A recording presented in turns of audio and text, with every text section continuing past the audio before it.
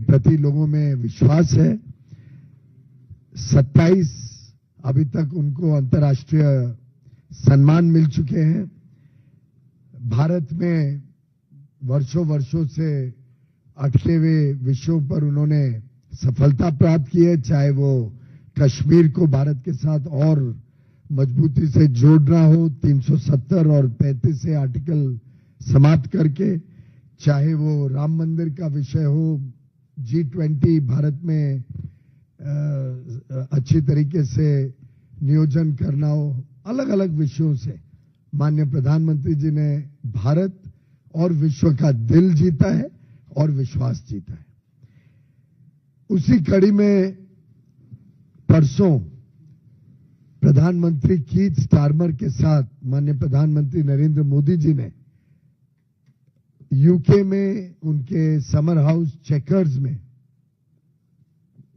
भारत और United kingdom के बीच एक फ्री ट्रेड एग्रीमेंट पर मोहर लगाया, हस्ताक्षर हुए। उस दिन दोनों प्रधानमंत्रियों ने स्वीकार किया और अब भारत में तो कैबिनेट अप्रूवल हो चुका है। यूके में पार्लियामेंट्री प्रोसेस के बाद एक game changing free trade agreement जो अपार अवसर लेके भारत के किसानों के लिए, भारत के उद्यमियों के लिए, एमएसएमई सेक्टर के लिए, कामगारों के लिए, युवा युवतियों के लिए, मछुआरों के लिए, हर वर्ग के लिए अलग अलग लाभ, बड़ा लाभ देने का काम करेगा।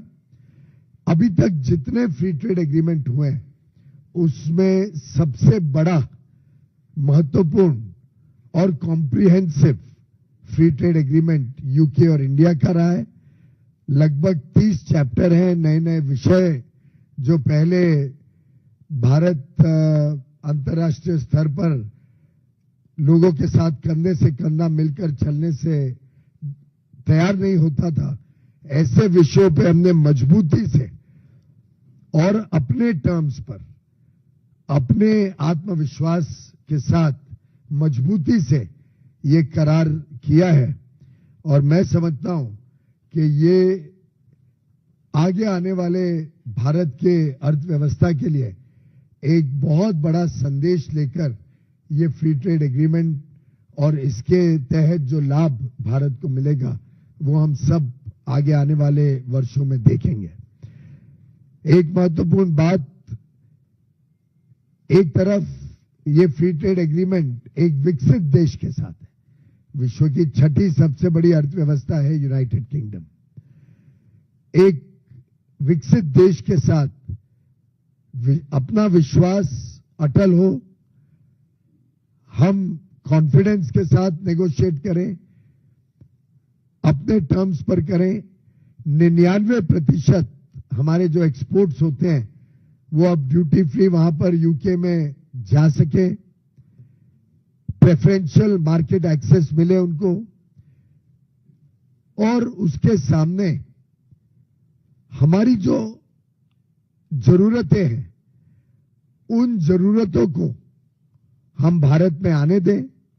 जिन चीजों पे हमें अपने आप को संरक्षित रखना है उसको हम संरक्षित रख पाए, जैसे कि डेयरी खोला नहीं गया है, एग्रीकल्चर में कोई सेंसिटिव आइटम कृषि क्षेत्र का खोला नहीं गया है, इथेनॉल खोला नहीं गया है। जो जो क्षेत्र भारत के लिए सेंसिटिव होते हैं उन क्षेत्रों में भारत ने अपने आप को सुरक्षित रखा है और आदान प्रदान के भावना से एक win win free trade agreement जो दोनों देशों के हितों में है, एक ऐसा एग्रीमेंट जो समावेशी भी है, सार्थक भी है और संतुलित साझेदारी वाला, दोनों तरफा फायदा देने वाला। ये लगभग 22-23 साल की कश्मकश के बाद ये एग्रीमेंट हुआ है। तो आप कल्पना करिए, वर्षों तक कभी चर्चा होती थी, कभी चर्चा रुकती थी, लेकिन ये एग्रीमेंट प्रधानमंत्री नरेंद्र मोदी जी के नेतृत्व में इसलिए हो पाया कि अब भारत उभरती हुई अर्थव्यवस्था है। भारत में आज अपनी क्षमताएं हैं और भारत आज किसी भी स्पर्धा से डरता नहीं है, मजबूती से आगे बढ़ता है।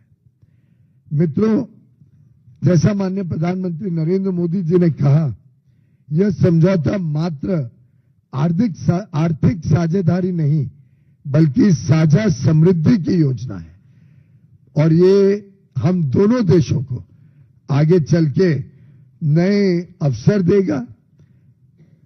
मेरे ख्याल से अलग अलग विषय तो हमने पिछले 2 दिन में देखा ही, किस प्रकार से एग्रीकल्चर और प्रोसेस फूड में हमें लगभग 95% सामान पर अब ड्यूटी फ्री एक्सेस मिलेगा।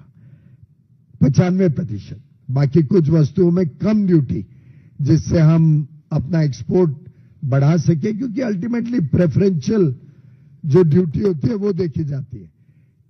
हमारी स्पर्धा में जो दूसरे देश खड़े हैं उनके सामने हम स्पर्धा में कैसे कम ड्यूटी से आगे व्यापार कर सके।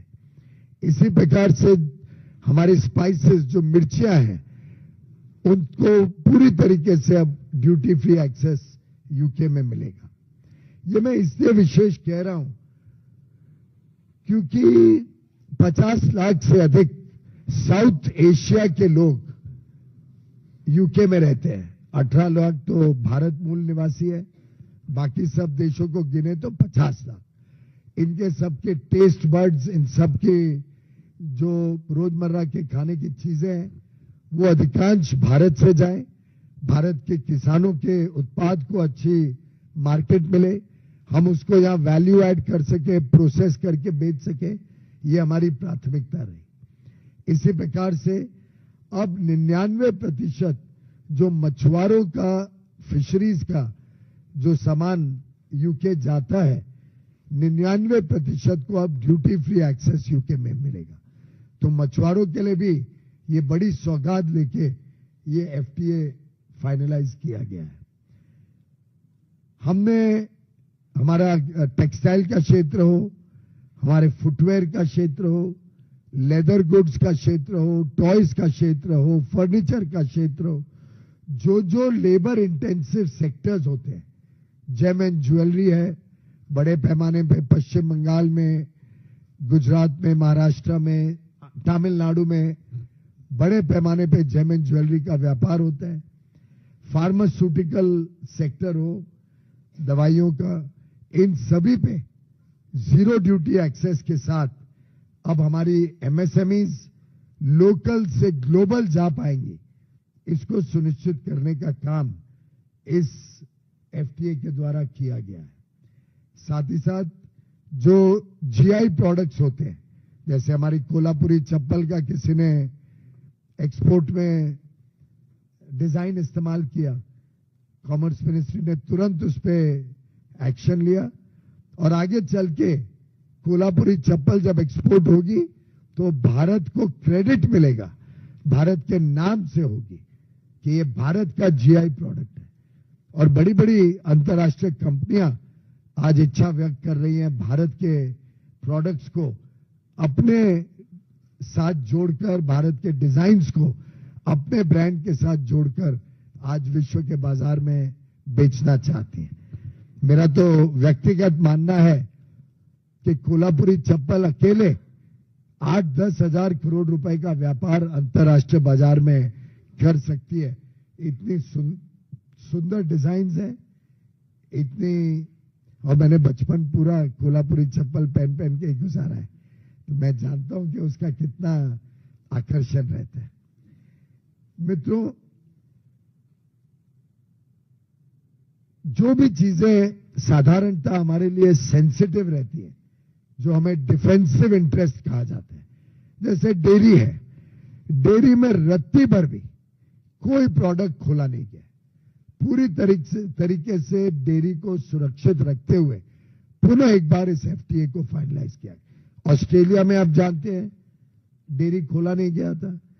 स्विट्जरलैंड, नॉर्वे, लिechtenstein और आइसलैंड और स्विट्जरलैंड वगैरह तो डेयरी में काफी प्रसिद्ध है, लेकिन आपको ध्यान होगा प्रधानमंत्री मोदी जी का स्पष्ट निर्णय था कि डेयरी नहीं खोली जाए, और फिर एक बार यूके में डेयरी को खोला नहीं गया। डेयरी पे ड्यूटी रहेगी और हमारे किसानों को, हमारे एनिमल हस्बेंड्री सेक्टर को प्रोटेक्ट करने का काम फिर एक बार इस एफटीए में भी किया गया। इसी प्रकार से हमने